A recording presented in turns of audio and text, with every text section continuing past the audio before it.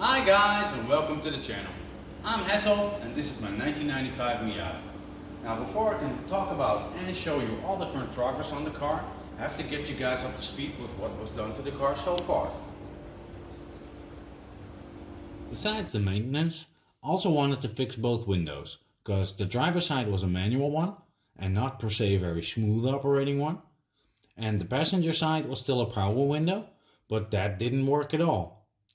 After taking off the door panels, I also found out that my Miata driver's side door had somewhere along the road been replaced with a normal MX-5 one. Also, somebody spliced in some new wires from the switch to the doors. So I checked the wiring in the doors and I found out that my passenger side door harness was missing the wires for the power windows, though on the driver's side the door harness was perfectly fine.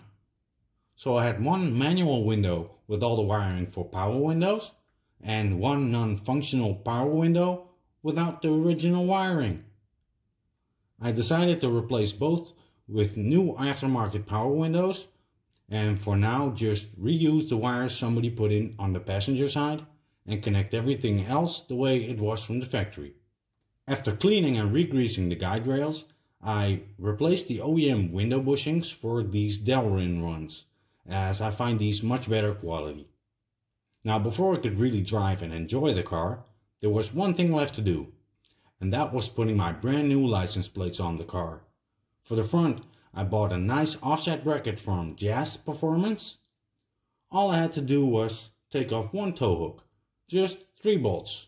Well, unfortunately one snapped off. In order to drill it out, the bumper had to come off.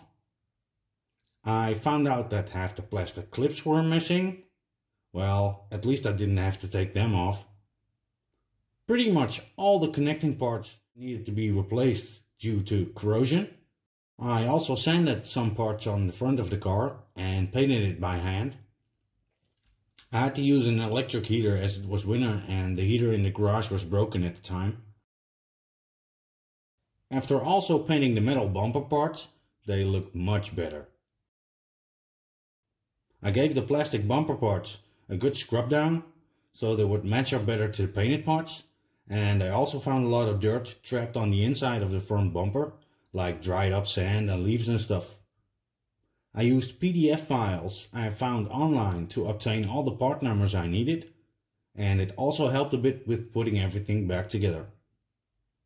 I now know a Miata front bumper consists over 50 parts total.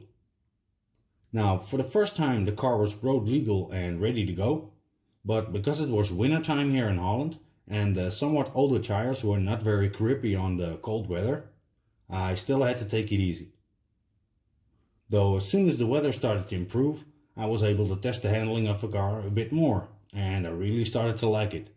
Even though the suspension was a bit old and the engine a bit tired. Well, at least most of the maintenance on the car was now done right. This is also where my vision on the car began to change. It became a car I was going to hang on to a bit longer. Well guys, thanks for watching. If you want to follow the build on Hessels Miata, go like and subscribe and we'll see you in the next one.